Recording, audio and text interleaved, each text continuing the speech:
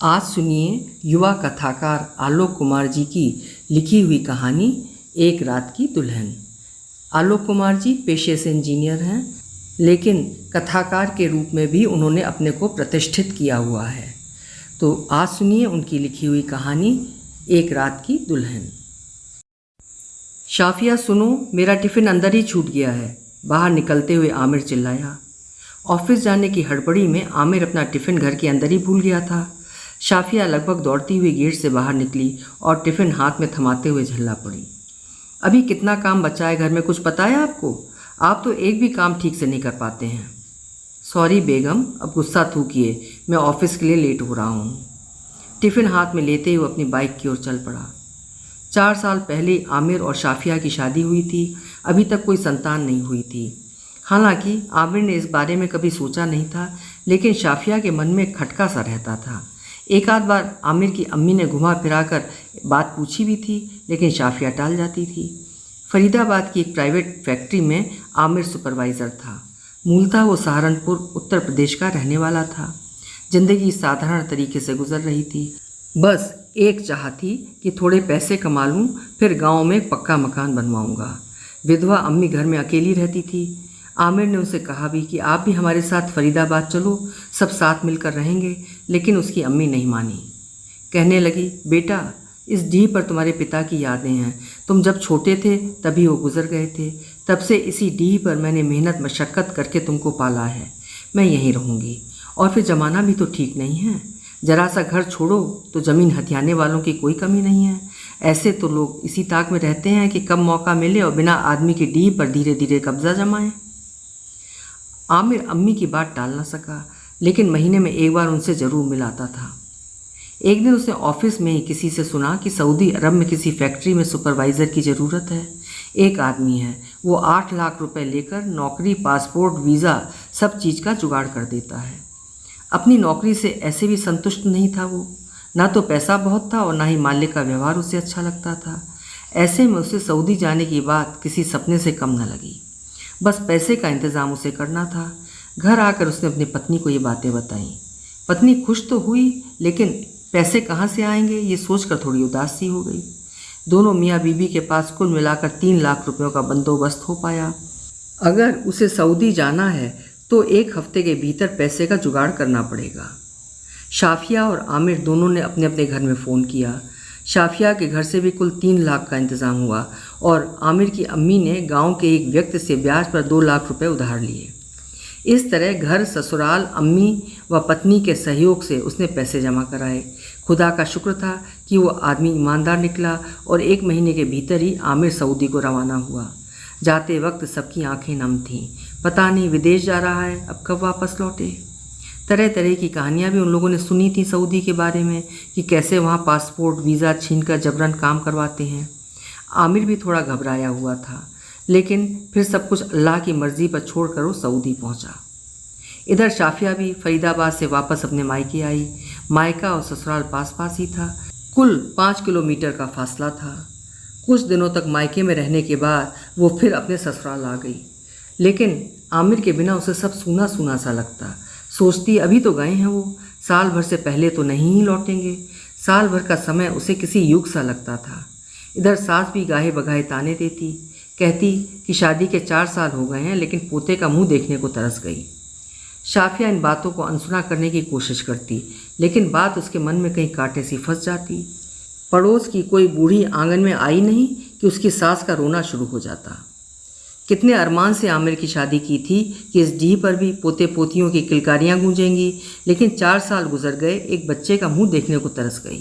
अल्लाह जाने इसको बच्चा होगा भी या नहीं। मैं तो आमिर को कहती हूँ कि दूसरी शादी कर लो, लेकिन पता नहीं वो मेरी बात को हंसकर टाल देता है। दूसरी महिलाएं उसकी बात सुनती, थोड़ी सहानुभूति जताती और फिर जाते जाते ढांढस बंधाती कि अल्लाह के घर में देर है पर अंधेर नहीं है। तुम चिंता मत करो बहन, अल्लाह ने चाहा तो ढेर सारे पोते पोतियाँ तुम्हारे घर में आएंगे। उस दिन तो हद ही हो गई जब एक दिन शाफिया के अब्बाजान बेटी से मिलने आए। औपचारिक बातचीत के बाद जब शाफिया अपने अब्बू के लिए चाय लेकर पहुंची तो देखती है कि सास रोए जा रही हैं। मेरे तो करम ही फूट गए। जिस आशा को धरकर मैंने अपने आमिर का निकाह आपकी बेटी से किया था, सब धरे के धरे रह गए। अब तो आमिर भी सऊदी चला गया, अब मैं बिना पोते पोतियों का मुंह देखे ही मर जाऊंगी। शफिया के लिए कोई पहला मौका नहीं था जब उसने अपनी सास को बच्चे के लिए किसी और के पास रोते देखा था, लेकिन जब अपने अब्बू के सामने ही अपनी शिकायत सुनी तो आग बबूला हो गई। बोली, अम्मी अल्लाह से डरिए, आपको कैसे पता है कि बच्चा मेरे कारण नहीं हो रहा है, और अगर बाद में आमिर में ही कोई कमी निकली तो आप फिर क्या कहेंगी? खुदा ना करे कल को अगर आपकी शबनम के साथ यही हो तो आप फिर किसे दोष देंगी? पूरी तरह से फट पड़ी शाफिया, बोलते बोलते रुआंसी हो गई थी वो। सास भी शायद अंदर ही अंदर भरी पड़ी थी। बोली, देखो देखो इसके तेवर तो देखो, एक तो अब तक मुझे पोते पोतियों के लिए तरसाया, आप श्राप भी दे रही है कि मैं नानी भी ना बन पाऊँ। तेरे मुंह में कीड़े पड़े, खबरदार जो शबनम के बारे में कुछ बोला तो। देखा अम्मी जान, जब अपनी औलाद पर आता है तो कैसे दिल जलता है, और आप मेरे अब्बू को बैठाकर मेरा गुणगान कर रही हैं। अब्बू जान मुझे नहीं रहना यहाँ, जब से आमिर गया है तब से मेरा जीना मुहाल कर रखा है अम्मी ने। मैं तो बस लिहाज करती रही और चुपचाप सहती रही, लेकिन अब मुझसे और बर्दाश्त नहीं होगा। लिहाज, वो तो मैं देख ही रही हूँ, सास तमक कर बोली, और मुझे अपने घर जाने की धमकी मत सुनाओ। बुढ़ापे में भी अल्लाह की रहमत से किसी पर बोझ नहीं बनी हुई हूँ। शाफिया के अब्बूजान सोचते थे कि बीच में विराम आए तो मैं कुछ बोलूं और स्थिति संभालूं, लेकिन एक का खत्म नहीं होता था कि दूसरा शुरू हो जाता था। अंत में देखा कि अब तो पानी सर से ऊपर आ रहा है। डपट कर शाफिया से बोले, बस बहुत हो गया, यही संस्कार तूने सीखे हैं? जब दो बड़े आपस में बात कर रहे थे तो तुझे बीच में टपकने की क्या ज़रूरत थी? वो शाफिया को सचमुच डांट रहे थे या माहौल शांत करने के लिए उसे बस एक झिड़की दी थी, ये तो वही जाने, लेकिन इसका असर उल्टा ही हुआ। शाफिया पैर पटकती हुई वहाँ से चली गई, लेकिन उसकी सास बोल पड़ी, अच्छे संस्कार अगर होते तो कोई अपने शौहर की अम्मी से ऐसे बात नहीं करती। वो यहीं रुकी नहीं, बोली, मजाल है कि शबनम अपनी सास से ऐसे बोलने की हिम्मत भी करे। हमने अपने बच्चों को ऐसे संस्कार नहीं दिए हैं। शाफिया के अब्बू समझदार इंसान थे, बोले, जाने दीजिए, जैसी भी है अब आपके घर की ही बहू है, मैं उसको समझाऊंगा। अम्मी ने इस बात का कोई उत्तर नहीं दिया। शाफिया के अब्बू की हिम्मत थोड़ी और बढ़ी तो झट से बोल पड़े कि अगर आप बुरा ना माने तो कुछ दिनों के लिए शाफिया को अपने साथ लेता जाऊं, उसका भी मन बहल जाएगा और ये तनाव भी समय के साथ ख़त्म हो जाएगा। अभी अगर मैं ऐसी स्थिति में छोड़कर चला जाऊंगा तो फिर कोई संभालने वाला भी नहीं रहेगा। अभी आप दोनों गर्म हैं, ऐसे में दोनों को बिना किसी तीसरे के एक साथ छोड़ना ठीक नहीं है। बल्कि मैं तो कहता हूँ कि आप भी हमारे साथ चलिए, और लोगों से मिलेंगी तो आपका मन भी बहल जाएगा। अम्मी चुपचाप सुनती रही। अब शाफिया के पापा इसे रजामंदी समझें या इनकार, वो कुछ फैसला नहीं कर पाए। फिर धीरे से बोले, सब कुछ आपकी मर्जी से ही होगा, अगर आप नहीं चाहती हैं तो शाफिया यहीं रहेगी। इस बार उसकी सास धीरे से बोल पड़ी, आपकी बेटी है, भला मैं रोकने वाली कौन होती हूँ, पर मैं तो यहीं रहूँगी। शाफिया के पापा ने इसे रजामंदी ही समझी, और कुछ ये सोचकर कि कुछ दिन अलग अलग रहेगी तो मन की कड़वाहट अपने आप ही कम हो जाएगी, शाफिया को ले जाने का निर्णय लिया। अंदर आकर शाफिया से बोले, चलो अपना कपड़ा वगैरह ले लो, अपने घर चलेंगे। शाफिया भी इस माहौल से ऊब चुकी थी, लेकिन उसके माथे पर कुछ देर के लिए सलवटें उभरी, मानो पूछ रही हो कि अम्मी जान मान गईं। उसके अब्बू जान बस मुस्कुरा भर दिए और बोले, हाँ सब मान गए, अब चलो कुछ दिनों के लिए। शाफिया के जाने के बाद उसकी सास निढाल होकर बिस्तर पर गिर गई। शाम को जब फ़ोन की घंटी से नींद खुली तो देखा कि बेटी शबनम का फ़ोन है। शाफिया के साथ हुए प्रसंग के बाद शबनम पहली अपनी थी जिससे वो बात कर रही थी। एक एक कर सारी बात उसने शबनम को बताई। आदमी जब किसी को किसी घटना का विवरण सुनाता है तो अपने हिस्से की चीज़ सुनाते समय उसको अपने तर्कों से जस्टिफाई भी करता जाता है। जितनी बार उस घटना का विवरण प्रस्तुत होता है, अपनी भूमिका उतनी ही रिफाइंड होती जाती है, और जो पक्ष वहाँ मौजूद नहीं होता है, धीरे धीरे सारा दोष उसी का नज़र आने लगता है। यही बात इस घटना के साथ भी हुई। उधर शाफिया के मायके में जब इस घटना का विवेचन बार बार हुआ तो दोषी उसकी सास थी, और उसके ससुराल में इस घटना की मुख्य खलनायिका वो स्वयं थी। रात में जब आमिर का फ़ोन आया तो उसकी अम्मी अब तक 3 बार उस घटना का विवरण अपनी बेटी और बहन से कर चुकी थी। चौथी मर्तबा जब आमिर के सामने उसने घटना का विवरण शुरू किया तो कुल जमा ये निकल कर आया कि मैं शाफिया के अब्बा से बोल रही थी कि अब तो बस एक ही इच्छा है कि जल्दी से पोते पोतियों का मुंह देख लूँ, पता नहीं कब अल्लाह का बुलावा आ जाए। लेकिन न जाने उसने क्या सुना कि ले देकर मुझ पर भड़क गई। उसको बच्चा नहीं होने का अपना दर्द है, परंतु उसने अपना सारा गुबार मुझ पर निकाल दिया। जब मैंने पलट कर जवाब दिया तो पैर पटक कर बोली कि मुझे यहाँ नहीं रहना है और अपने अब्बा के साथ अपने घर चली गई। आमिर ने सुना तो उसके तन बदन में आग लग गई। बस इतना ही बोल पाया कि माँ फ़ोन रखो, मैं उससे बात करता हूँ। लेकिन माँ फ़ोन रखने के बजाय सुबकने लगी, मेरा तो एक ही बेटा है, अगर उससे भी नहीं बनी तो मैं कहाँ जाऊँगी। आगे की बात उसकी हिचकियों में दब गई। आमिर उसे शांत करता रहा, लेकिन शिकायतकर्ता को हमेशा इस बात की आशंका रहती है कि पता नहीं उसकी शिकायत ठीक तरीके से सुनी गई है या नहीं। आमिर जितनी बार अम्मी के मुंह से उनकी व्यथा सुनता, शफिया पर उसका गुस्सा उतना बढ़ता जाता। जब उसकी माँ ने फ़ोन रखा तो गुस्से के अतिरेक में उसने तुरंत शाफिया को फ़ोन लगाया। उसे इस बात पर और ज़्यादा क्रोध आ रहा था कि शाफिया अम्मी से झगड़कर अपने घर चली गई। उसे ऐसा लगा मानो शाफिया उसको चैलेंज करके गई हो कि अगर ठीक से नहीं रहे तो मैं अपने घर चली जाऊंगी। इधर शाफिया के घर में शाम ढलते ढलते अनेक बार ये प्रसंग दोहराया जा चुका था और उसकी सास बहुत बड़ी खलनायिका बन चुकी थी। वो खुद ये बात आमिर को बताना चाहती थी, लेकिन ये सोच कर मन महसूस कर रह गई कि पता नहीं अभी फैक्ट्री में होंगे, परेशान हो जाएंगे। रात को उनका फ़ोन आएगा तब उनसे बात करेंगे। उसे आमिर के फ़ोन का बेसब्री से इंतज़ार था और ऐसे में जब रात को उसका फ़ोन आया तो उसने लपक कर फ़ोन उठाया और कुशल क्षेम पूछने लगी। लेकिन आमिर के तो सर से पांव तक आग लगी हुई थी। शाफिया के सवालों को अनसुना कर उसने सीधे यही पूछा कि तुम माँ को अकेले छोड़कर अपने घर क्यों चली गई। शाफिया विस्तार से अपनी बात बताना चाहती थी, लेकिन आमिर को सुनने को तैयार ही नहीं था। उसने बस एक ही रट लगा रखी थी कि कल सुबह होते ही मेरे माँ के पास पहुँचो, उसके बाद ही कोई बात होगी। थोड़ी देर शफिया उसे वस्तु स्थिति बताने की चेष्टा करती रही। आखिर उसके घर में अब तक हुए वार्तालाप में सारी गलती उसी सास की थी और यहाँ आमिर उसकी कोई दलील सुनने को तैयार ही नहीं था। उसका मन झुंझला उठा। आप किसी व्यक्ति के पास किसी और की शिकायत लेकर जाएं और वो व्यक्ति आपको ही दंडित करने लगे तो बहुत पीड़ा होती है। शाफिया के साथ भी यही हो रहा था। उसे और कुछ नहीं, बस आमिर से सहानुभूति चाहिए थी, लेकिन आमिर तो बहुत ही अजीब तरीके से बिहेव कर रहा था। अंत में उसने ये कहकर फ़ोन रख दिया कि मैं अभी नहीं जाऊंगी, आप आएंगे मैं तभी जाऊंगी। फ़ोन कटने के बाद आमिर का गुस्सा और भड़क उठा। उसे लगा था कि जब वो शाफिया को अपने घर जाने की कड़ाई से कहेगा तो वो सहम जाएगी, अपनी सफाई पेश करेगी, लेकिन उसने न केवल मना कर दिया बल्कि फ़ोन भी काट दिया। उसके अहम को ठेस लगी। उसने दोबारा फ़ोन लगाया और सीधे कहा कि कल तुमको हर हाल में मेरे घर आना है और अगर नहीं आई तो फिर सोच लो दोबारा उस घर में कदम नहीं रखना। शाफिया ने आमिर का ही रूप नहीं देखा था। वो घबरा तो गई, लेकिन हिम्मत जुटाकर बोली कि ऐसी धमकी से मैं नहीं डरने वाली हूँ, अब तो मैं तभी घर आऊँगी जब आप आएंगे। ये कहकर उसने फ़ोन रख दिया। दोबारा फ़ोन कटने से आमिर को लगा जैसे गुस्से से उसका सर फट जाएगा। ये तो उसकी मर्दानगी को खुल्लम खुल्ला चैलेंज जैसा था। उसे ऐसा लगा मानो किसी बच्चे को लाख मना करने के बाद भी वो मुंह चिढ़ाने से बाज नहीं आ रहा हो। चटाक एक जोरदार थप्पड़ उसने बच्चे के मुंह पर मारा, लेकिन बच्चा कहाँ था। थप्पड़ से उसका गुस्सा शायद शांत हो जाता, लेकिन यहाँ तो उसके हाथ में केवल फ़ोन था। उसने तीसरी बार फ़ोन लगाया। इस बार शाफिया ने फ़ोन नहीं उठाया।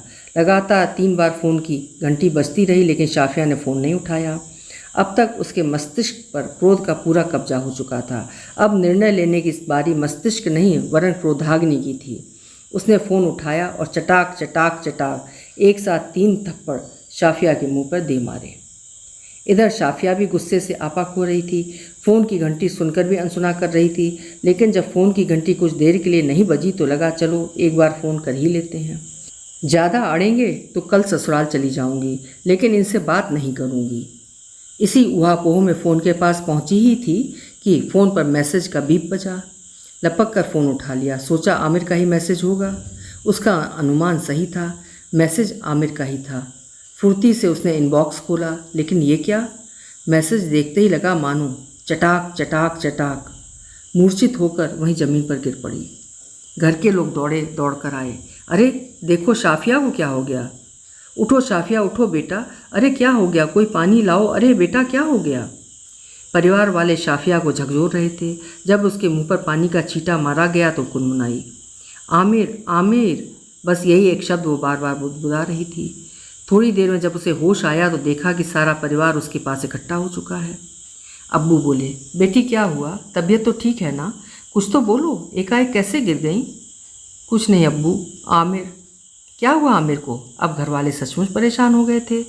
आमिर का मैसेज आया है, बस इतना ही बोल पाई थी। आगे के शब्द हिचकियों में दब गए। क्या मैसेज है? बोलो बेटी, आमिर ठीक तो है? ये कहकर उसके अब्बू फ़ोन की ओर लपके। फ़ोन ऑन करते ही मैसेज दिखा, तलाक तलाक तलाक। या अल्लाह, ये क्या देख रहा हूँ मैं? एक साथ 3 तलाक? अरे देना ही था तो एक बार देता। सिर पकड़कर वहीं ज़मीन पर बैठ गए वो। बस बुदबुदा रहा था केवल। 3 तलाक का मतलब भी समझते हैं ये लोग? अरे ये कैसी गिनती है जहाँ सीधे 3 आता है? घर वाले और परेशान हो रहे थे। तभी उसकी अम्मी बोल उठी, अरे खुदा के वास्ते कुछ तो बताओ, क्या हुआ? अरे अब बचा ही क्या, आमिर शाफिया को तलाक दे दिया है। उसके अब्बू वहीं ज़मीन पर ही निढाल पड़ गए। पूरा घर सदमे में था। किसी के पास कहने सुनने को कुछ नहीं था, बस एक ही ख्याल कि अब शाफिया का क्या होगा। इधर गुस्से के अतिरेक में आमिर ने तलाक तलाक तलाक लिखा और फ़ोन वहीं फेंक कर बिस्तर पर धम्म से गिर पड़ा। इसको मुझसे जुबान नहीं लड़ाना था, अब भुगतो। आमिर का मन पूरी तरह क्रोध के वश में था। बार बार शाफिया का गुस्सैल चेहरा उसके सामने प्रकट हो रहा था, मानो वो इसको चिढ़ा रही हो कि जो करना है सो कर लो, पर मैं तो तुम्हारी माँ के साथ नहीं रहने वाली। गुस्से से ऐसे लगा मानो उसका सर फट जाएगा। भूख और नींद आंखों से कोसों दूर थी। वो बस बिस्तर पर करवटें ले रहा था। सुबह जब नींद खुली तो दिन चढ़ाया था। घड़ी पर नज़र पड़ते ही वो चौंका, अरे ये तो लेट हो गया आज। फुर्ती से उठा वो, लेकिन जब कल रात की बात याद आई तो फिर धम्म से उसी बिस्तर पर ढेर हो गया। ड्यूटी पर जाने की बिल्कुल इच्छा नहीं हुई उसकी। ऐसा लग रहा था मानो किसी ने उसकी सारी शक्ति निचोड़ ली हो। लेकिन ड्यूटी पर न जाने का केवल एक ही उपाय था कि कंपनी का डॉक्टर उसकी बीमारी की ताकीद करे। लेकिन डॉक्टर तो मानो रेस्ट एडवाइस के लिए बना ही नहीं था। सारी बीमारी को पहले शक की निगाह से देखता था। अभी पिछले महीने नौशाद जब साइट पर अधमरा सा हो गया था, तब कहीं डॉक्टर ने उसे बड़े शहर में शिफ्ट करवाया था। नौशाद का कमज़ोर और लाचार चेहरा उसके सामने था, लेकिन तभी डॉक्टर का कठोर चेहरा उसके सामने घूम गया। दोनों चेहरे आपस में गड्ढमड्ढ होकर एक बन गए और अजीब सी आकृति उसकी आंखों में चुभने से लगे। हड़बड़ा कर उसने बिस्तर छोड़ दिया और बाथरूम में घुस गया। दिन भर ना तो उसका काम में मन लगा और ना ही आराम में। फुर्सत के कुछ क्षण जिनका वो बाकी दिन इंतज़ार करता रहता था, आज तो मानो उसे काटने दौड़ते थे। अपने किसी मित्र से उसने इसकी चर्चा नहीं की। किसी ने कुछ पूछा भी तो बता दिया कि माँ की तबीयत ठीक नहीं है। आदमी गुस्से में बड़े से बड़ा निर्णय ले लेता है, लेकिन जब उसके बाद की स्थिति पर सोचता है तो परेशानी और बढ़ने लगती है। शाफिया के लिए उसने इस बार सोने का एक हार खरीदा था। सोचा था इस बार ईद में घर जाएंगे तो उसे देंगे।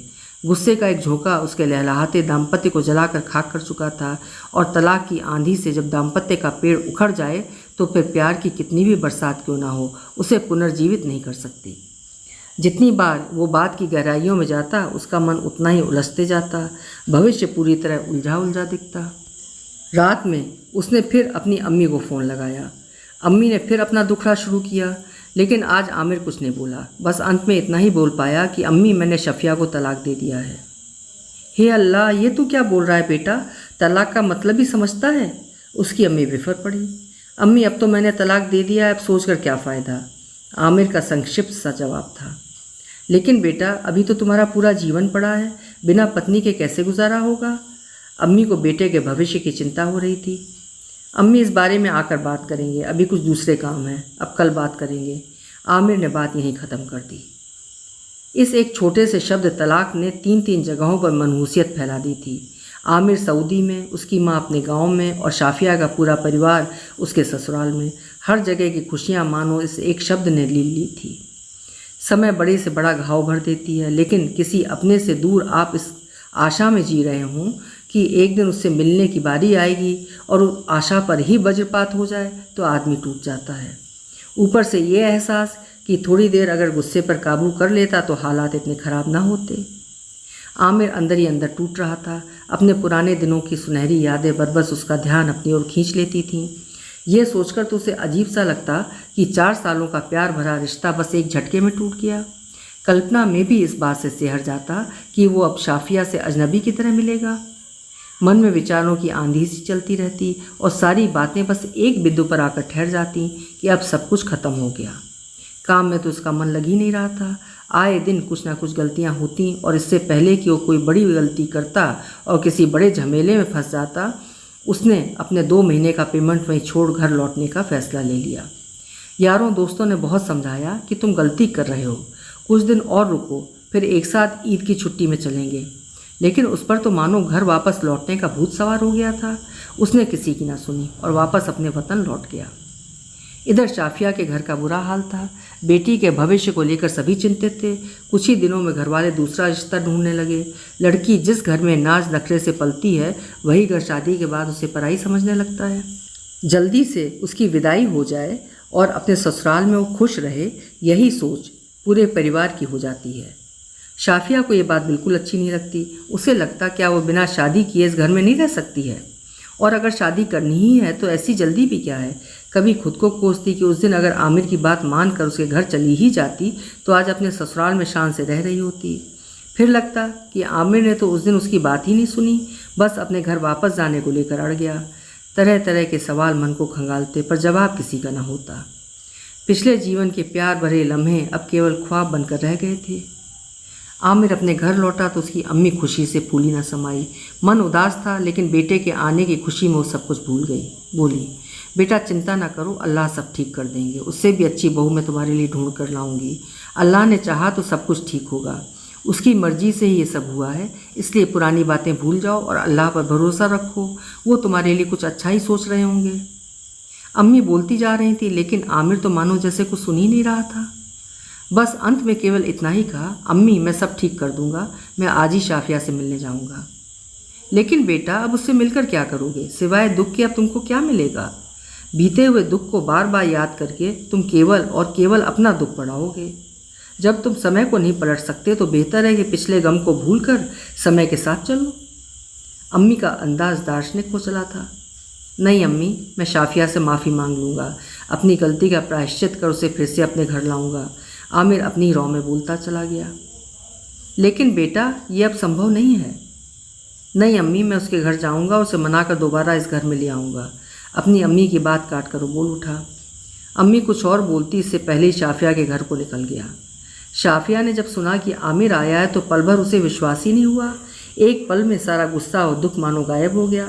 दौड़कर कमरे से बाहर आई और आंगन पार कर बैठक की तरफ भागी। रास्ते में अब्बू दिखे। वो ठिठक कर वहीं आंगन में खड़ी हो गई। अब्बू ने उसकी तरफ देखा, मानो पूछ रहे हो अब उसके लिए ऐसा उतावलापन क्यों, अब वो तुम्हारा कौन है। और अगले ही पल अपनी बीबी से मुखातिब हो बोले, पागल हो गया है आमिर, कह रहा है कि शाफिया से माफ़ी मांगने आया है और इसे लेकर ही वापस जाएगा। शाफिया की अम्मी गुस्से से आग बबूला हो उठी।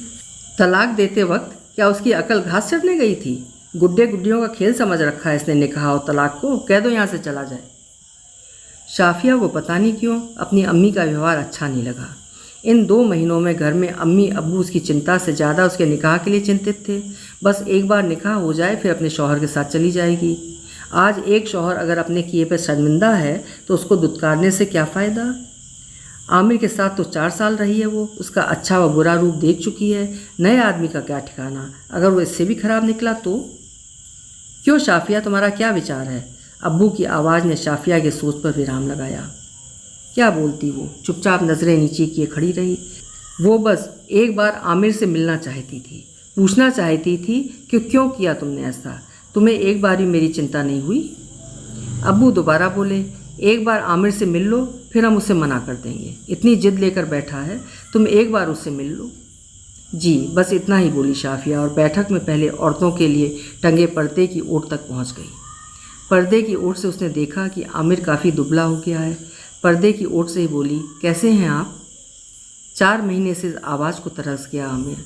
जब कोई चीज़ आपकी पहुंच से दूर हो तो आपको उसको पाने की लालसा तीव्र से तीव्रतर हो जाती है। ठीक हूँ मैं, आप कैसी हैं। जवाब के साथ ही उसने भी उसका कुशल क्षेम पूछ लिया। अब ठीक रहने को बचा ही क्या है। शफिया के स्वर में उदासी थी। मुझे माफ़ कर दो शफू, मुझसे बहुत बड़ी गलती हो गई। तुम इस गलती की जो सज़ा चाहो दे दो, लेकिन वापस लौट आओ।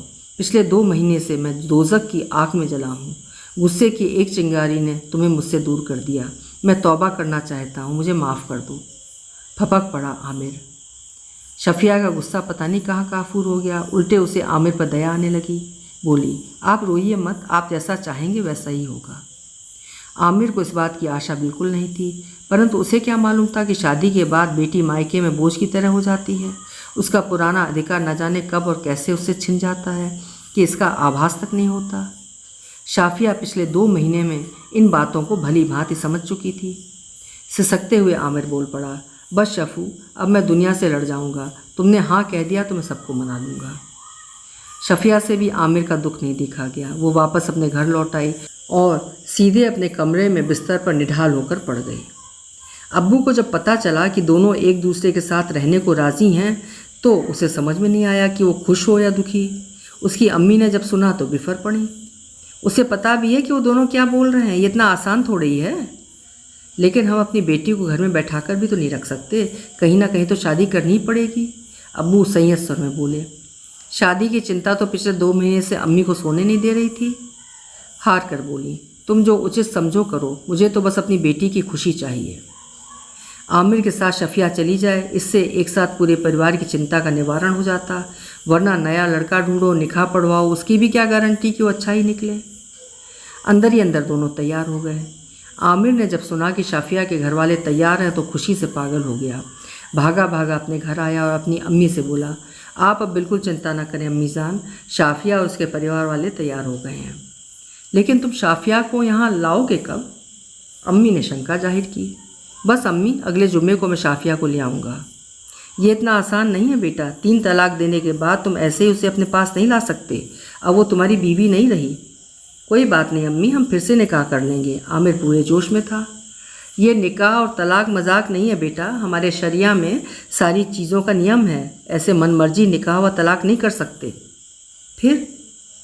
आमिर ने शंका जाहिर की। अगर दोबारा उससे निकाह करना है तो शफिया को एक बार किसी और से निकाह कर फिर तलाक लेना पड़ेगा और उससे तलाक के बाद ही वो तुमसे निकाह कर सकती है। और अगर हमने ऐसा नहीं किया तो? आमिर थोड़ा झुंझला गया था। ऐसा नहीं बोलते बेटा, तुम अल्लाह की नाराज़गी क्यों मोल लेना चाहते हो? अम्मी, हमारा निकाह 2 इंसानों के बीच का समझौता है, इसमें अल्लाह का क्या काम? और फिर समझौता तोड़ने या जोड़ने को दोनों पार्टी राज़ी हों तो मजहब का इससे क्या लेना देना? हमारा इस्लाम नया मजहब है, इसमें 2 इंसान आपस में समझौता करके रिश्ता बनाते हैं। यहाँ कोई 7 जन्मों का रिश्ता नहीं है। जब कॉन्ट्रैक्ट में अल्लाह हमें पूरी आज़ादी देते हैं तो फिर तलाक और दोबारा निकाह में अल्लाह क्यों कर दखल देंगे? अरे नहीं बेटा, जो अपने शरिया के हिसाब से जायज़ है वही तुम करोगे, अम्मी बोली। उसकी अम्मी ऐसे भी शाफिया से दोबारा निकाह के पक्ष में नहीं थी। एक तो कुछ दिनों पहले का झगड़ा और दूसरे उसके अब तक कोई बच्चा ना होने की कसक। वो तो सोचती थी चलो इसी बहाने उससे पिंड तो छूटा, लेकिन बेटे की जिद के आगे मजबूर थी, इसलिए शरिया के नियम को लेकर अड़ गई। आमिर किसी भी हालत में शाफिया को खोने के मूड में नहीं था। ससुराल से लौटकर आया तो उसे लगा था कि सारी समस्या हल हो गई है, लेकिन अब जब अम्मी का ये फरमान सुना तो फिर सोच में पड़ गया। लेकिन अब वो कुछ भी करके शाफिया को हासिल करना चाहता था। बोला, अम्मी, अगर शाफिया ऐसे ही इस घर में आती है तो यही सही, पर अब वो ज़रूर आएगी। अगले ही दिन वो पास की मस्जिद के मौलवी जी से मिले। निकाह की बात करने पर मौलवी जी ने भी दोबारा निकाह का वही रास्ता सुझाया जो उसकी अम्मी ने सुझाया था। बोले, बेटा, निकाह इंसानी समझौते हैं, लेकिन इसमें अगर कोई समस्या आ जाए तो तलाक से इसका निदान पा सकते हैं। लेकिन नबी को मालूम था कि अगर तलाक इतना आसान कर दिया तो इंसान इसको गंभीरता से नहीं लेगा, इसलिए ऐसा नियम बनाया कि 3 बार तलाक देने के बाद ही मियाँ बीवी अलग अलग होंगे। शुरू के 2 तलाक एक तरीके की चेतावनी के रूप में इस्तेमाल होंगे। इसके बाद अगर सब कुछ ठीक हो गया तो फिर दोनों आराम से रह सकते हैं। लेकिन अगर तीसरी बार भी तलाक देने की नौबत आ जाए तो फिर ये मान लिया जाता है कि अब वो दोनों साथ नहीं रह सकते हैं। लेकिन आजकल तो मानो पहले और दूसरे तलाक की कोई चर्चा ही नहीं होती है, सीधे 3 तलाक की बात होती है। अब अगर किसी ने सोच समझकर 3 बार तलाक दिया है तो फिर ऐसी क्या परिस्थितियां बदल जाएंगी कि वो साथ रह सकते हैं? फिर निकाह होगा, फिर कलह होगी और फिर तलाक होगा। और अगर किसी ने 3 अलग अलग समय में दिए जाने वाले तलाक को एक ही झटके में दे दिया है फिर तो उसे इस गुनाह की सज़ा मिलनी ही चाहिए। उसने शरिया के दिए इस सुविधा का बेजा इस्तेमाल किया है, इसलिए हमारे शरिया में सोच समझकर ये व्यवस्था बनाई गई है कि 3 तलाक के बाद फिर से दोबारा निकाह न होने पाए। जब आप शिद्दत से किसी चीज़ को चाहते हैं तो उस राह में आने वाली हर एक बाधा उस चीज़ की भूख और बढ़ा देती है। आमिर हर हाल में अब शाफिया को अपनी बीवी बनाना चाहता था। उसने कहा, अब जो भी हो मौलवी साहब, जो कुछ भी करना पड़े मैं करूँगा, बस शाफिया मेरी होकर रहेगी। ठीक है, फिर एक लड़का ढूंढो जिससे शाफिया का निकाह हो सके और फिर तलाक देने के लिए भी राज़ी हो। उसके तलाक पर आप दोबारा निकाह कर लेना। बस उस तलाक के बाद 3 महीने इद्दत में गुजारने पड़ेंगे। मौलवी साहब ने किसी विशेषज्ञ की भांति पूरी प्रक्रिया समझा दी। लेकिन ऐसा लड़का मैं कहाँ से लाऊं? आमिर मन ही मन बुदबुदाया। कुछ कहा आपने मियाँ? मौलवी साहब उसकी आंखों में झांक कर बोले। नहीं मौलवी साहब, मैं सोच रहा था कि ऐसा लड़का मैं कहाँ से लाऊं। आमिर ने धीरे से अपनी बात कही। वो तो है बेटा, लेकिन लड़का तो आपको खोजना ही पड़ेगा, वो भी ऐसा कि पहले निकाह करे फिर एक दिन बाद तलाक भी दे। मौलवी साहब की आवाज़ में चिर परिचित गंभीरता थी, जैसा कि उनके लिए एक प्रक्रिया भर हो। लेकिन मैं तो एक दिन भी इंतज़ार नहीं करूँगा, निकाह के तुरंत बाद उसे तलाक देने को बोल दूँगा। आमिर मानो एक पल भी इंतज़ार करने के मूड में नहीं था। नहीं नहीं नहीं बेटा, आप ऐसा नहीं कर सकते। कम से कम एक दिन उसे उसकी बीवी बनकर रहना होगा। जब तक वो मुकम्मल तौर पर उसकी बीवी ना बन जाए तब तक वो तलाक नहीं दे सकता, और अगर दे भी दिया तो वो निकाह जायज़ नहीं माना जाएगा। बेटा फिर तो ये अल्लाह को धोखा देने जैसी बात हो गई। उनसे कुछ छुपा नहीं है बेटा, उनका आदेश है कि निकाह होना है तो पूरी तरह से होना है। मौलवी साहब ने मानो एक ही बार में आमिर को सब कुछ समझा दिया। अब तो आमिर और परेशान हो गया। किसे ढूंढे, किसे चीज़ बताए, कौन तैयार होगा? ऐसे ढेर सारे सवाल आमिर को परेशान करने लगे। मौलवी साहब तजुर्बेदार थे, पहले भी वह ऐसी परिस्थिति से रूबरू हो चुके थे। गंभीर मुद्रा में बोले, बेटा मैं तुम्हारी चिंता समझता हूँ। अगर कोई पहले से शादीशुदा है तो वो अपनी बीवी के कारण ये निकाह नहीं करेगा, और अगर कुंवारा है तो इस डर से नहीं करेगा कि भविष्य में इससे उसके अपने निकाह में कोई बाधा ना हो। इसलिए ये काम गुप्त तरीके से करना पड़ेगा। मौलवी साहब ने तो आमिर की उलझन और बढ़ा दी। बड़ा ही मायूस स्वर में बोला, फिर तो ऐसे किसी लड़के को ढूंढना ही मुश्किल है। सो तो है बेटा, आखिर अल्लाह चाहता है कि इंसान को उसके किए की सज़ा मिले, इसीलिए तो ऐसा नियम बनाया है। मौलवी साहब ने भी उसकी हाँ में हाँ मिलाया। तो फिर मैं क्या करूं मौलवी साहब? आमिर हताश हो रहा था।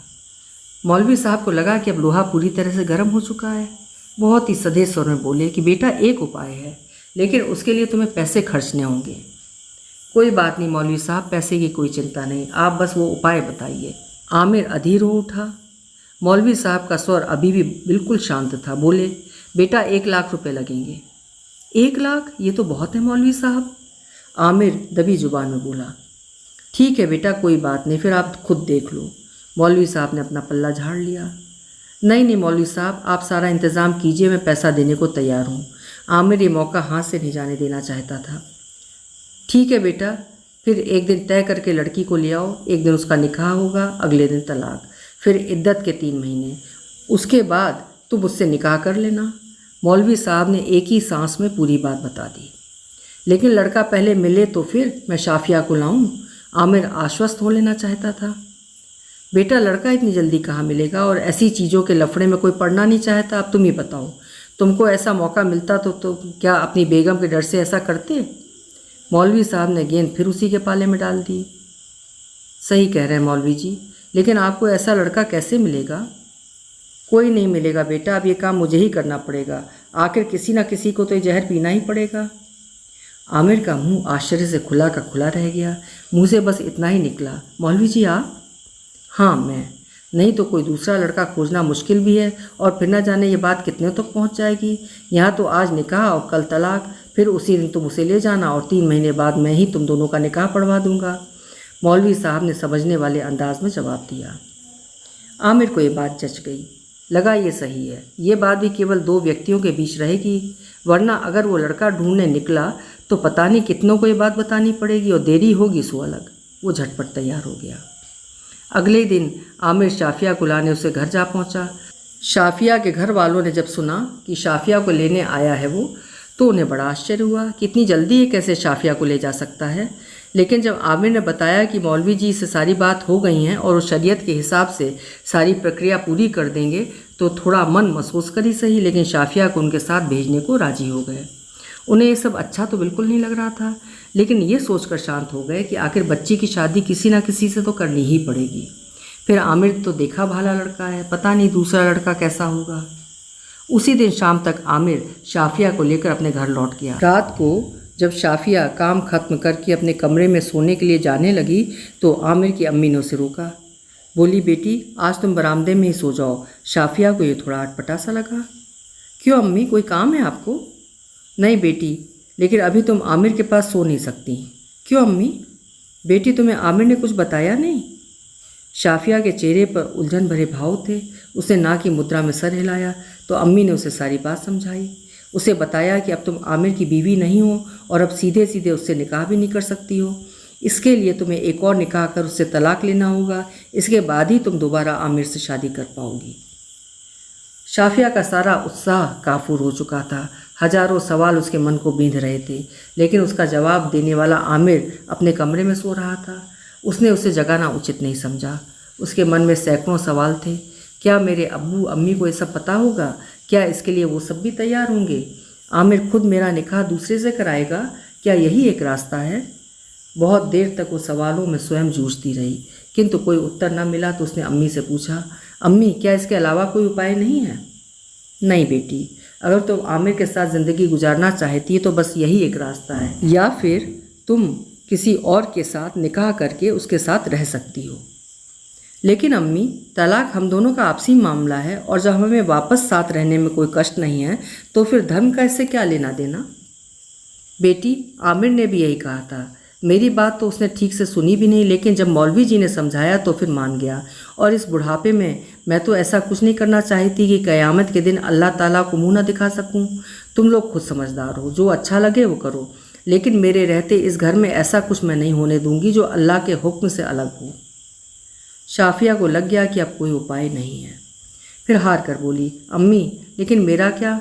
मैं किसी गैर मर्द से निकाह करके उसकी बीवी बन जाऊं, और वो भी एक रात के लिए? ये सही है क्या? बेटी, ये सब सोच की बातें हैं। जब एक बार तुम्हारा तलाक हो गया तो तुम्हें किसी दूसरे मर्द से ही निकाह करना होगा। यहाँ भी तो तुम वही कर रही हो। फ़र्ज़ करो वहाँ भी किसी कारण से तुम्हारा तलाक हो गया तो तुम किसी तीसरे मर्द से निकाह करोगी।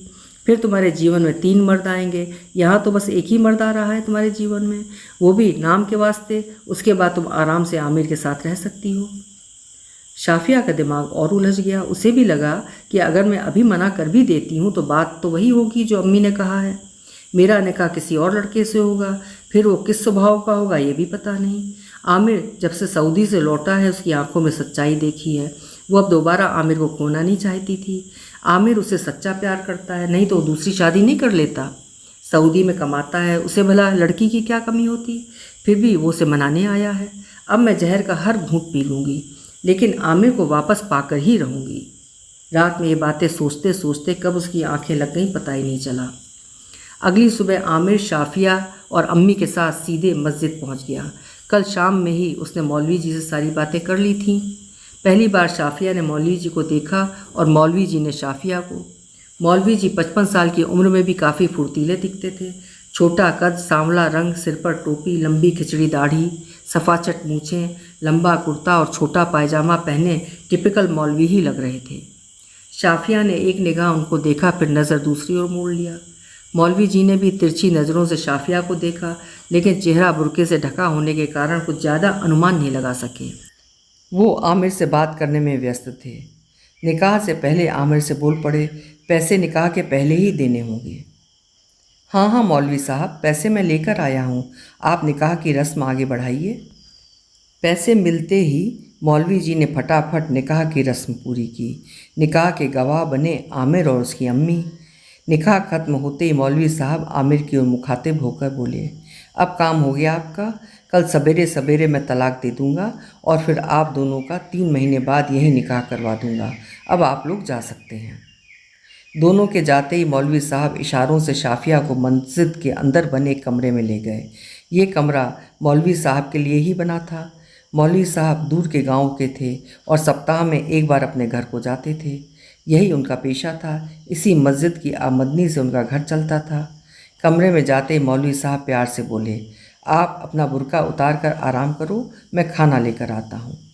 पास के होटल से मौलवी साहब खाना लेकर आ गए। आकर जैसे ही अपने कमरे में आए, उन्होंने पहली बार शाफिया को देखा। मौलवी साहब के लिए ये निकाह कोई पहली बार का किस्सा नहीं था। पहले भी 2 मौक़ों पर उसे तलाकशुदा महिलाओं से शादी करनी पड़ी थी, लेकिन आज जब उसने शाफिया को देखा तो देखते ही रह गए। लेकिन जल्दी अपने विचारों के प्रवाह को रोका और बोल पड़े, आप खाना खा लो और आराम करो, मैं बाहर से होकर आता हूँ। दोनों ने उसी कमरे में बैठकर खाना खाया। खाने के बाद मौलवी साहब किसी काम के बहाने बाहर चले गए। उन्हें लगा कि उनकी वजह से शाफिया ठीक से आराम नहीं कर पाएगी। जाते हुए उन्होंने कमरे के आगे का गेट लगा दिया और शाफिया से कहा कि वो पिछला दरवाज़ा अंदर से बंद कर ले। उनके जाते ही शाफिया ने चैन की सांस ली और दरवाजे की सिटकनी लगाकर सो गई। इधर मौलवी साहब के तो क्या कहने, दिल बल्लियों उछल रहा था। 1 लाख रुपए की कमाई एक ही झटके में। उनकी तो मानो लॉटरी निकल आई थी। सबसे पहले वो बैंक जाकर पैसे अपने अकाउंट में जमा कर देना चाहते थे। जाते जाते गांव वालों को कह गए कि आज मार्केट में थोड़ा ज़रूरी काम आ गया है, इसलिए लौटते लौटते शाम हो जाएगी। हो सकता है कि रात भी हो जाए। उन्हें शक था कि नमाज के वक्त लोग बेवजह उनका इंतज़ार करेंगे, या हो सकता है उनके कमरे की तरफ ही उन्हें खोजने चले आएँ। वो नहीं चाहते थे कि कोई बेवजह शाफिया को उधर उनके कमरे में देखे। तभी उसे शाफिया का ख्याल आया। उसे लगा कि बैंक में पैसे जमा करने के बाद थोड़ी देर इधर उधर घूमेंगे और फिर शाम होने के बाद वापस आ जाएंगे। उनके जाने से बेवजह शाफिया को परेशानी होती। आखिर एक ही कमरा है, उसमें वो रहेगा तो शाफिया को आराम करने में व्यवधान होगा। शाफिया की नींद खुली तो पिछला दरवाज़ा खोलकर बाहर निकली। शाम हो गई थी, लेकिन मौलवी साहब अभी तक वापस नहीं आए थे। वो बाहर निकलकर बस खड़ी ही हुई थी कि उसे कुछ लोगों की आवाज़ सुनाई दी। शायद नमाजी मंदिर में आने लगे थे। तुरंत वो पिछले दरवाजे से अंदर आ गई और कमरा अंदर से बंद कर लिया। थोड़ी देर हलचल के बाद जब शांति हुई तो अंधेरा हो चुका था। तभी उसके फ़ोन पर आमिर का कॉल आया। कैसी हो शफू? मैं ठीक हूँ, आप कैसे हैं? बस कल का इंतज़ार कर रहा हूँ। मैं भी। और अभी क्या कर रही हो? कुछ नहीं, बस सो ही रही थी, अभी जगी हूँ। ठीक है शफू, अपना ख्याल रखना, बाय बाय।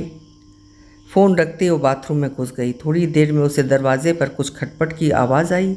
बाथरूम का दरवाज़ा थोड़ा सा खोलकर उसने सुना तो लगा मौलवी साहब वापस आ गए हैं। वहीं से उसने आवाज़ लगाई, आप अंदर आ जाइए, मैं बाथरूम में हूँ। जब उसने गेट पर ताला खुलने के बाद गेट खुलने की आवाज़ सुनी तो बाथरूम बंद कर लिया। नहाकर जब वो बाहर निकली तो देखा मौलवी साहब रात का खाना लेकर ही आए हैं। निकलते ही मौलवी साहब बोल पड़े कि मैं भी नहा लेता हूँ, फिर खाना खा लेंगे, नहीं तो खाना ठंडा हो जाएगा। शफिया ने सहमति में अपना केवल सिर हिला दिया। रात का खाना खाने के बाद मौलवी साहब बाहर निकल गए। उन्हें शायद रात का खाना खाने के बाद घूमने की आदत थी। शाफिया भी पिछले दरवाजे से बाहर निकलकर थोड़ी देर के लिए बाहर बैठ गई। रात को सोते समय मौलवी साहब बोले, शाफिया ये बिस्तर बहुत छोटा है, इसमें 2 आदमी नहीं सो सकते, इसलिए इस बेड को हटाकर अपना बिस्तर नीचे ही लगा लेते हैं। कोई बात नहीं, आप बेड पर सो जाइए और मैं नीचे सो जाऊंगी।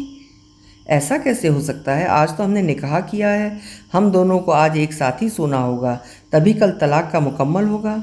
मैंने आमिर को भी सारी बातें बता दी थी। शाफिया को पहली बार मौलवी साहब की बात अजीब सी लगी, लेकिन वो और कर भी क्या सकती थी। रात को मौलवी साहब बोले, शाफिया एक बार इधर तो देखो, देखो आज हम दोनों के बीच शौहर और बीवी का रिश्ता है, तुम घबराओ मत, आज के दिन मुझे आमिर जैसा ही समझो। शाफिया को इस वक्त मौलवी साहब की ज़ुबान से आमिर का नाम अच्छा नहीं लगा। 55-56 साल के बुज़ुर्ग मौलवी साहब और 26 वर्ष की जवान शाफिया का कोई मेल नहीं था। वो कैसे उस बूढ़े मौलवी को आमिर जैसा समझे, लेकिन उसने कुछ कहा नहीं। उसकी तरफ से कोई प्रतिक्रिया होते ना देख मौलवी जी ने सीधा उसके ऊपर हाथ डाला और अपनी ओर घुमा लिया। शाफिया ने कोई प्रतिरोध तो नहीं किया, लेकिन उस अंधेरे में भी जब उसे ये एहसास हुआ कि ये कोई और नहीं वही बूढ़ा ठिगना सा मौलवी है, तो उसे उबकाई सी आने लगी। लेकिन दिन भर से सपनों के सागर में गोते लगाता मौलवी अब भला कहाँ रुकने वाला था। फिर वो कोई गलत काम भी नहीं कर रहा था, दीन धर्म के हिसाब से अपनी ब्याहता बीवी के साथ था। इस रात को अपनी ज़िंदगी की सबसे हसीन रात बना लेना चाहता था। शफिया को ऐसा लग रहा था मानो उसका शरीर नहीं बल्कि उसी आत्मा को कुचला जा रहा है। वो चुपचाप मुर्दे सी बिस्तर पर पड़ी रही। मौलवी जी के लिए पूरी रात तेज़ी से ख़त्म हो रही थी और शाफिया को ऐसा लग रहा था जैसे इस रात की कोई सुबह ही नहीं है। रात में जब भी शाफिया की नींद खुली उसे मौलवी साहब का हाथ अपने जिस्म पर रेंगता हुआ मिला। वो शायद इसके पूरे शरीर को एक रात की भेंट मानकर ज़्यादा से ज़्यादा निचोड़ लेना चाहता था। सुबह जब शाफिया की नींद खुली तो मौलवी साहब कमरे में नहीं थे। उसने उस ओर ज़्यादा ध्यान भी नहीं दिया और बाथरूम में घुस गई। बाथरूम से बाहर निकली तो करीब 8 बज चुके थे, लेकिन मौलवी साहब का कहीं पता नहीं था। सोचा कहीं बाहर बैठे हों तो बाहर निकल कर देखते हैं, लेकिन ये क्या, कल की तरह फिर से मेन गेट बाहर से बंद था। फिर पीछे के दरवाजे पर नज़र पड़ी तो उधर से चिटकनी खोल कर वो बाहर निकली, लेकिन बाहर भी वो कहीं नहीं दिखाई दिए। शाफिया फिर अंदर आ गई। मन में ये भी खटका था कि बाहर कहीं कोई देख ना ले। अंदर आते ही उसने आमिर को फ़ोन लगाया। उधर से आमिर की आवाज़ सुनते ही वो फपक कर रो पड़ी। ऐसा लगा जैसे रात का पूरा गुबार बाहर आ रहा हो। रोते ही रोते उसने बताया कि मौलवी साहब सुबह से नहीं दिख रहे हैं, मेन गेट पर ताला लगा कर गए हैं, बस पिछला दरवाज़ा खुला है। कल भी जब बाहर गए थे तो इसी तरह गेट बाहर से लॉक करके गए थे। आमिर ने उसे सांत्वना देते हुए कहा, तुम परेशान मत हो, मैं आकर देखता हूँ। थोड़ी देर में आमिर आ गया। जब उसने आकर बताया कि उसका फ़ोन नहीं लग रहा है, स्विच ऑफ बता रहा है, तब दोनों की चिंता बढ़ी। देर होते जा रही थी। बाहर से नमाजियों की आवाज़ें भी आ रही थीं। लोग मौलवी जी को खोजने उनके कमरे तक आ रहे थे, लेकिन ताला देखकर लौट जा रहे थे। आमिर और शाफिया चुपचाप उस कमरे में बैठे हुए थे। जब बाहर की आवाज़ थोड़ी कम हुई तो आमिर धीरे से गेट खोलकर बाहर निकला। लोग शायद मस्जिद से जा चुके थे। उसने शाफिया से कहा कि तुम यहीं रुको, मैं खाना लेकर आता हूँ और उधर बाज़ार में मौलवी साहब के बारे में थोड़ा पता भी करूँगा। उन दोनों के पास और कोई चारा ही नहीं था। आमिर जब बाज़ार से लौटा तो 12 बज गए थे। आते ही उसने शाफिया से कहा कि मौलवी साहब का फ़ोन आया था। वे बोल रहे थे कि उनके चचा का इंतकाल हो गया है, इसलिए वे गांव गए हैं। सवेरे सवेरे खबर मिली, इसलिए वो बिना किसी को बताए चले गए। वे बोले कि शाम तक लौटने की पूरी कोशिश करेंगे, लेकिन अगर वो शाम तक नहीं लौटे तो? अरे चिंता मत करो, मैंने कहा है कि वे ज़रूर शाम तक वापस आ जाएंगे। नहीं, अगर किसी कारण से नहीं लौटे तो? आ जाएंगे, मैं फिर थोड़ी देर में फ़ोन करके पूछ लूँगा। शाफिया चुप हो गई। वो आमिर को और परेशान नहीं करना चाहती थी, लेकिन पता नहीं क्यों उसे लग रहा था कि मौलवी साहब शाम तक वापस नहीं आएंगे। उसके और आमिर के बीच अब करने लायक ऐसी कोई बात बची नहीं थी। कल तक जो बात हुई थी उसके और आज के बीच में बस कल की रात ही अलग अलग बीती थी और उस बारे में बात करने लायक कोई चीज़ थी ही नहीं। बैठे बैठे शाम के 5 बज गए, लेकिन ना तो मौलवी साहब आए और ना ही उनका फ़ोन आया। इस बीच 2 बार आमिर की अम्मी का फ़ोन आ चुका था। रात करीब 8 बजे आमिर शाफिया का खाना लेकर आया। दोनों ने साथ बैठकर खाना खाया कि तभी मौलवी साहब का फ़ोन आया। बोले, मुझे रात में आने में देर हो जाएगी, इसलिए अब तलाक वाला काम कल ही हो पाएगा। तुम चिंता नहीं करो, कल सवेरे सवेरे हम सारा काम निपटा देंगे। आज मैं बुरी तरह फंस गया हूँ। मैं जानता हूँ कि तुम्हें बुरा लग रहा होगा, लेकिन मैं लाचार हूँ। बस एक दिन का किसी तरह सब्र कर लो। शाफिया ने जब ये सुना तो बिफर पड़ी। बोली, झूठ बोल रहा है वो, लेकिन सिवाय झल्लाने के और मौलवी जी को कोसने के उन दोनों के पास और कोई उपाय ही नहीं था। खाने के बाद आमिर अपनी अम्मी के पास चला गया और शाफिया उसी कमरे में लेट गई। शाफिया की आंखों से नींद कोसों दूर थी। अपनी हालत उसे जाल में फंसी उस चिड़िया जैसी लग रही थी जो कितना भी जोर क्यों ना लगा ले, ना तो पास आते व्याधे को रोक सकती है और ना ही जाल का बंधन तोड़कर उड़ ही सकती है।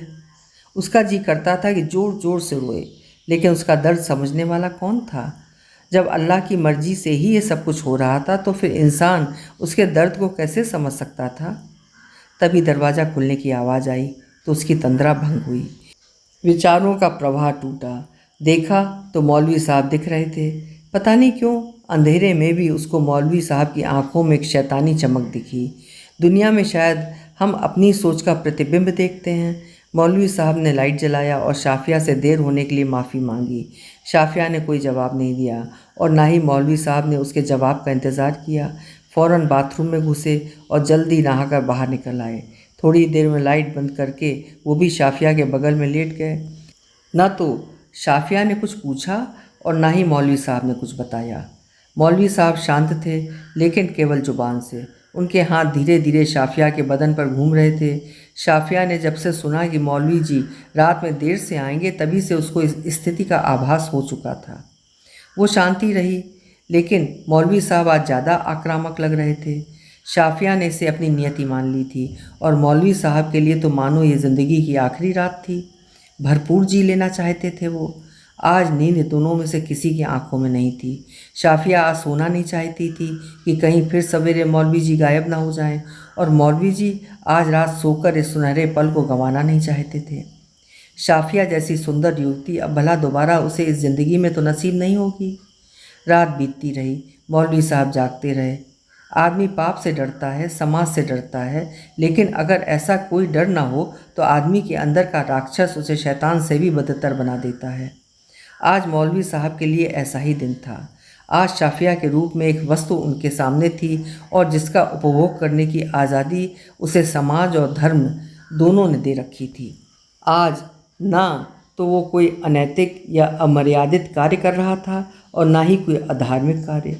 ये कार्य शरीयत के हिसाब से हलाल था। फिर उस वस्तु के उपभोग में संकोच कैसा, झिझक कैसी? शाफिया पर क्या गुजर रही है इसकी जिम्मेदारी मौलवी साहब की नहीं थी। फिर वो व्यर्थ ऐसी बातों में क्यों पड़ता, क्यों कर मन को किंचित भी मलिन करता? वो हर पल नए अनुसंधान करता रहा तब तक जब तक कि सुबह नहीं हो गई। मुर्गे की बांग से जब सुबह का एहसास हुआ तो मौलवी साहब की तंद्रा टूटी। बस आखिरी बार वो अपनी इस अनमोल उपहार को जी भर देख लेना चाहता था, जी भर भोग लेना चाहता था। शाफिया तो करीब करीब बेसुध ही थी, बस किसी तरह वो नींद के आगोश में आने से बच रही थी। सुबह हुई, आमिर आए, मौलवी साहब तैयारी बैठे थे। उनका शाफिया से तलाक हुआ। अब शाफिया उसकी हुई। बस केवल 3 महीने का इंतज़ार बीच में था।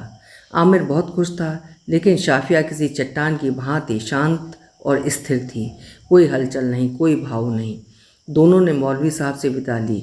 मस्जिद से बाहर आते ही आमिर बोला, शफू अब चेहरे पर पर्दा गिरा लो। शाफिया ने आग्नेय नज़रों से उसे घूरा। पर्दा? अब कैसा पर्दा और किससे? आमिर उसकी आंखों को देखकर सहम सा गया। फिर धीरे से बोला, अब गांव से गुजरेंगे, पर्दा कर लो प्लीज़। शाफिया कुछ बोली नहीं, बस उसने चेहरे पर पर्दा गिरा लिया। जब वो गांव से गुजर रही थी तो उसे ऐसा लग रहा था मानो गांव वालों की नज़रें एक्सरे की भांति पर्दे से ढके उसके शरीर को छेद रही हों और उसके शरीर का एक एक अंग उनके समक्ष नुमाया हो रहा हो। दोनों के घर पहुंचते ही अम्मी ने चैन की सांस ली। बोली, बेटा अब बस 3 महीने का इंतज़ार करो, फिर शाफिया तुम्हारी, लेकिन ये 3 महीने तुम उससे पूरी तरह दूर रहना। ठीक है अम्मी, अब बस कुछ खाने को दे दो, सवेरे का ही निकला हुआ हूँ, बहुत ज़ोरों की भूख लगी है। और हाँ अम्मी, मैं सोच रहा था कि आसपास के शहर में कोई छोटी मोटी नौकरी ढूंढ लेता हूँ। इस बहाने मैं शाफिया से दूर भी रहूँगा और कुछ आमदनी भी होती रहेगी। आमिर ने एक ही सांस में अपनी बात पूरी कर दी और हुआ भी ऐसा ही। वहीं मेरठ में एक छोटी सी कंपनी में फिर से नौकरी करने लगा। दिन बीत रहे थे, बस ये इंतज़ार की घड़ियाँ लंबी हो रही थीं। आमिर दिन भर तो काम में व्यस्त रहता, लेकिन रात को बिल्कुल अकेला महसूस करता। उधर शाफिया भी दिन भर घर के काम में लगी रहती, किंतु रात को जब अकेले में होती तो उसे भी आमिर की बहुत याद आती। कभी कभी यादों के इस मधुर पल में मौलवी साहब का शैतानी चेहरा कड़वाहट खोल देता। वो उन 2 रातों को ज़िंदगी से निकाल फेंकना चाहती थी, लेकिन वो रातें मानो किसी जोंक की तरह उसकी आत्मा से लिपट कर निरंतर उसका लहू चूसती रहती थी। उसे लगता था कि धीरे धीरे ही सही वो इन चीज़ों को भूल जाएगी। इधर उसका स्वास्थ्य भी ठीक नहीं रहता था। अम्मा बोलती कि तुम बहुत ज़्यादा सोचती हो, इतनी चिंता तुम्हारे सेहत के लिए ठीक नहीं है, सब कुछ भूलकर आगे का जीवन देखो। शफिया उनकी बात सुनती, लेकिन उसका अपने मन पर वश नहीं रहता। घटना को बीते हुए करीब 1.5 महीने बीत चुके थे। एक तरफ शफिया को लगता कि चलो आधा समय तो बीता, लेकिन बाकी आधा उसे पहाड़ सा दिखता था। उसकी तबीयत दिन ब दिन खराब हो रही थी, खाने की कुछ इच्छा नहीं होती थी, शरीर दिनों दिन कमज़ोर हो रहा था। एक दिन ऊब कर अम्मी बोली कि अब तुझे डॉक्टर से दिखाना ही पड़ेगा। मैं सोच रही थी कि इद्दत के समय कहीं बाहर न जाने दूं, लेकिन अब बिना डॉक्टर को दिखाए काम नहीं चलेगा। मुझे पता है दिन भर घर में बैठे बैठे तुम ऊल जलूल सोचती रहती हो। एक बार डॉक्टर साहब समझाएंगे, दवाइयाँ देंगे, फिर तुम ठीक हो जाओगी। इस बहाने घर से बाहर निकलोगी तो मन भी बहल जाएगा। और फिर एक दिन दोनों डॉक्टर के पास पहुँचे। पूरा चेकअप कराने के बाद डॉक्टर साहिबा ने कुछ टेस्ट लिखे और दोपहर में आने को कहा। दोपहर में जब दोनों पहुँचे तो डॉक्टर साहिबा प्यार से बोली कि चिंता की कोई बात नहीं है, सारे टेस्ट अच्छे आए हैं। बस आप लोगों के लिए खुशखबरी है कि ये आपकी बहू माँ बनने वाली है। या अल्लाह, अम्मी के मुंह से बस इतना ही निकला। शाफिया तो वहीं कुर्सी पर ही शिथिल पड़ गई। दोनों की जुबान जैसे सर्द होकर जम गई। डॉक्टर साहिबा मुस्कुराई, बोली, क्यों, आप लोगों को अच्छा नहीं लगा? शाफिया तो बिल्कुल निढाल पड़ी रही, लेकिन अम्मी धीरे से बोल पड़ी, नहीं नहीं मैडम, बहुत अच्छा लगा। डॉक्टर ने ढेर सारी हिदायतें दी, कुछ दवाइयाँ लिखीं, लेकिन दोनों सास बहू अब शायद कुछ करने की स्थिति में नहीं थीं। वहाँ से निकलकर दोनों सीधे घर आ गईं। दोनों अपने अपने बिस्तर पर धम से गिर पड़ीं। या खुदा, आपको मैंने पोता मांगा था, लेकिन इस तरह नहीं। जिस बच्चे में हमारे वंश का खून ही नहीं, उसे मैं भला अपना पोता कैसे मानूं? शाफिया ने एक दिन कहा था कि आपको कैसे पता है कि कमी मेरे अंदर है? हो सकता है आमिर में ही कमी हो। अम्मा जितना सोचती उतना ही उलझती जाती। इधर शाफिया का हाल तो और भी बुरा था। उसकी तो मानो सोचने की शक्ति खत्म हो गई थी। लगता था जैसे दिमाग की नसें जम चुकी हैं। दिमाग में कभी आमिर आता, कभी बच्चा और कभी मौलवी। आगे का भविष्य बिल्कुल बियाबान जंगल की तरह उलझा उलझा दिखता। जब आमिर सुनेगा तब क्या होगा? क्या मुझे वो अब भी स्वीकार करेगा? क्या वो बच्चे को स्वीकार करेगा? क्या अम्मी बच्चे को अपना पोता मानेंगी? आमिर के पुरुषत्व को चोट तो नहीं लगेगी? सवाल सैकड़ों थे और जवाब किसी का नहीं। दिमाग सुन्न हुआ जाता था। कभी लगता कि आमिर अच्छा लड़का है, वो दोनों को स्वीकार कर लेगा, लेकिन क्या ये सही होगा? उसे हमेशा ये लगता रहेगा कि आमिर ने उसे और उसके बच्चे को अपनाकर उस पर एहसान किया है। कभी सोचती कि अगर आमिर ने मना कर दिया तो फिर क्या वो करेगी? वो गर्भपात की सोचती, लेकिन संस्कार इसकी इजाज़त नहीं देते। ये तो ऐसे ही हराम है, इसके लिए कोई तैयार नहीं होगा। फिर तो दो ही रास्ते बचते हैं। एक ये कि आमिर उसे बच्चे सही स्वीकार कर ले, लेकिन इसमें पूरी ज़िंदगी उसे ऐसे आमिर के साथ जीना पड़ेगा जिसने एक साथ विष के दो दो घूंट पिए हों। पहला दूसरा बच्चा और दूसरा पुरुषत्व वाले अहम पर आघात। आमिर के अस्वीकार करने वाली बात तो उसे हिलाकर रख देती, और दोनों ही स्थिति में आने वाली संतान उस काली रात को पूरी ज़िंदगी भूलने नहीं देगी। उसे पूरा जीवन ही अंधकार में लगने लगा। अनुमान से आने वाला डर और अपनी ही सोच से पैदा होने वाली हताशा हमेशा दुखदायी होती है। शाफिया अकेली थी और उसकी सोच उसकी पकड़ से दूर हो चुकी थी। निराशा, दुख व जिल्लत से भरी हुई ज़िंदगी भविष्य में उसका व उसके बच्चे का इंतज़ार कर रही थी। और फिर जब उसकी अपनी सोच उस अंधकार में भविष्य की घुप काली रात में गुम हो गई, तो एक ही रास्ता नजर आया, खुद को ख़त्म करने का। उसके दिमाग ने एक बार और जोर लगाया, लेकिन वो उस निराशा भरे बादल की ओर से निकलने में नाकामयाब रही। वो चुपचाप उठी और उस राह पर चल पड़ी जहाँ से उसका लौटना नामुमकिन था। शाम में जब अम्मी ने काफ़ी देर तक शाफिया की आवाज़ नहीं सुनी तो उसका दरवाज़ा खटखटाया। बहुत देर तक जब कोई उत्तर नहीं मिला तो उसका मन सशंकित हो गया। आसपास के लोगों को बुलाकर दरवाज़ा तोड़ा गया। अंदर का नज़ारा विभत्स था। शाफिया का शरीर पंखे से झूल रहा था। अम्मी वहीं बेहोश होकर गिर पड़ी। पड़ोसियों ने संभाला और बाहर खाट पर लिटा दिया। देर रात आमिर भी घर पहुंचा। कहाँ तो वो 3 महीने ख़त्म होने का बेसब्री से इंतज़ार कर रहा था, और कहाँ ये खबर। उसकी तो मानो दुनिया ही लुट गई। आंगन में शाफिया का शरीर पड़ा था। अम्मी बैठी सुबक रही थी। कौन किसको ढांढस बंधाता। पड़ोसी अपने अपने घर चले गए थे। अब अगले दिन ही शाफिया की अंतिम क्रिया की जानी थी। अम्मी ने रो रो कर पूरा घटनाक्रम आमिर को बताया। आमिर को जब बच्चे का पता चला तो पल भर को हक्का बक्का हो गया। ऐसा कुछ तो उसने सपने में भी नहीं सोचा था। लगता है अल्लाह ने सारा कुछ संयोग उसके लिए ही बचा कर रखा है। उसे लगा कि इस सारी फसाद की जड़ वो स्वयं ही है। वही है शाफिया का हत्यारा। उसी की जिद और नासमझी ने शाफिया की जान ली है, और अब जब शाफिया चली गई तो फिर इस आत्मग्लानि के साथ वो जी नहीं सकता। शाफिया की मौत के गुनहगार को जीने का कोई अधिकार नहीं। वो उसी कमरे में घुसा और उसी पंखे से खुद लटक गया। अम्मी को रात भर तो कुछ आभास नहीं हुआ, लेकिन जब सवेरे उठकर कमरे में गई तो आमिर को देखा। आमिर का शरीर बेजान हो चुका था। वो चिल्लाती हुई बाहर निकली। आसपास के लोग आवाज़ सुनकर बाहर निकले। देखा कि आमिर की अम्मी चिल्लाती हुई घर से बाहर दौड़ रही है। लोग आए, लेकिन अम्मी तो मानो कुछ सुन व देख पाने की स्थिति में ही नहीं थी। लोग उसके पीछे भागे। आखिर पूछें तो कि क्या हो गया, लेकिन वो कहाँ रुकने वाली थी। वो आगे आगे और पड़ोसी पीछे पीछे, और फिर एक छपाक की आवाज़ के साथ वो कुएं में कूद गई। लोगों ने जब तक उसको निकालने की तैयारी की तब तक वो इस दुनिया से बहुत दूर जा चुकी थी। एक ही घर में एक ही दिन 3 जनाजे निकले। तीनों एक ही दिन काल के गाल में समा गए। लेकिन इन तीनों की मौत का जिम्मेदार कौन था? शायद आमिर या उसकी अम्मी या फिर शाफिया या वो मौलवी या फिर कोई और। इसका जवाब शायद किसी के पास नहीं था या फिर कोई सही जवाब देना नहीं चाहता था। अभी आप सुन रहे थे आलोक कुमार जी की लिखी हुई एक लंबी कहानी एक रात की दुल्हन। आशा है कहानी आपको पसंद आई होगी। कल मिलेंगे फिर किसी उम्दा कहानी के साथ। आपका समय शुभ हो।